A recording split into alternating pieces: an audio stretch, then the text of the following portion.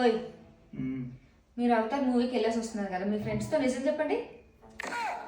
అవునే, అది ఎలా మేము బయటికి వెళ్ళాను కదా ఇందాకలా పొద్దున్న వెళ్ళాము. అలాగా తిరిగి తిరిగి అక్కడ ఎక్కడ పక్కనే షో స్టార్ట్ అవుతుందని అంటే వెళ్ళేసి వచ్చాము. ఇప్పుడు ఏమైంది? ఇంట్లో నేను ఒక దాన్ని ఉన్నాను, నాతో కలిసి చూడాలని ఉండదా మీకు? అదేముంది, పెద్ద సినిమా ఏం కాదు. ఇప్పుడు నేను చెప్తాను చూడు, ఏముంది ఆ సినిమా నేను చూశాను కదా. నేను ఏదో నార్మల్ దాని మొత్తం స్టోరీ అంతా బ్రీఫ్గా చెప్పేస్తాను, అంతే అయిపోయింది కదా. సరే సర్లే కానీ ఆకలేస్తుంది. ఏం చేసావు ఈరోజు? నేనా బిర్యానీ చేసా. అవునా, సూపర్. మరి పోయి తీసుకురా, అయితే తినిపెడతా. ఎందుకు మీకు తీసుకురావడం? నేను వండుకున్నాను, తినేసాను కూడా. అదేంటి, నువ్వు తినేస్తే మరి నాకెలాగా? నాకు ఆకలేస్తుంది కదా. ఎందుకు?